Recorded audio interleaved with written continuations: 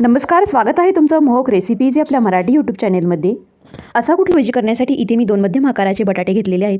या दोन्ही बटाट्याच्या साली पहिल्यांदा काढून घेऊयात. त्यांची साल काढून घेतल्यानंतर इथे एका कढईमध्ये थोडंसं पाणी घालून घेतलेलं आहे व एका किसणीने बटाटा किसून घेऊया. दोन्ही बटाटे किसून घेतल्यानंतर आपल्याला हा किस 2 ते 3 पाण्याने स्वच्छ धुवून घ्यायचा आहे, जेणेकरून ज्या भांड्यामध्ये आपण भज्यांचं पीठ मळणार आहोत त्या भांड्यामध्ये हा किस चांगला म्हणजे त्यामधील पाणी पूर्णपणे निथून यामध्ये काढून घेऊया. बटाट्याच्या किसाबरोबरच आपण यामध्ये एक मध्यम आकाराचा कांदाही घालणार आहोत. या कांद्याची साल काढून घेतलेली आहे.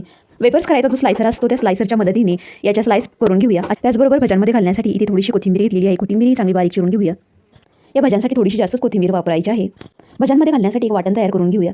तरी ते 4 ते 5 लसणाच्या पाकळ्या, थोडंसं आलं, जिरं, 2 लाल मिरच्या, थोडीशी कोथिंबीरची देठही थोडं कुटून घेतलेलं वाटण या भज्याच्या पिठामध्ये काढून घेऊया. यामध्ये पाव चमचा ओवा हातावरती असा थोडासा चोळून यामध्ये घालून घेऊया. पाव चमचा हळद, पाव चमचा हिंग, यामध्ये अगदी थोडंसं लाल तिखट घालून घेऊया. चवीनुसार मीठ घालून घेऊया. आता हे सर्व पदार्थ चांगले मिक्स करून घेतल्यानंतर यामध्ये 4 मोठे चमचे बेसन पीठ घालून घेऊया. या भज्यांमध्ये आपण एक्स्ट्राच्या पाण्याचा अजिबातही वापर करणार नाही. कांदा व बटाट्याला जेवढं पाणी सुटलेलं आहे त्यामध्येच आपण हे पीठ मळून घेणार आहोत. त्याचबरोबर आपण बेसन पिठाबरोबरच आपण यामध्ये 2 चमचे तांदळाचं पीठ घालून घेऊया. तुमच्याकडे सोड्याच्या ऐवजी आपण यामध्ये 1 चमचा भरून कडकडीत तेलाचं मोहन यामध्ये घालून घेऊया. भजी तळण्यासाठी कढईमधील तेल हलकंसं गरम करून घेतलेलं आहे. यामध्ये भजी सोडून घेऊया.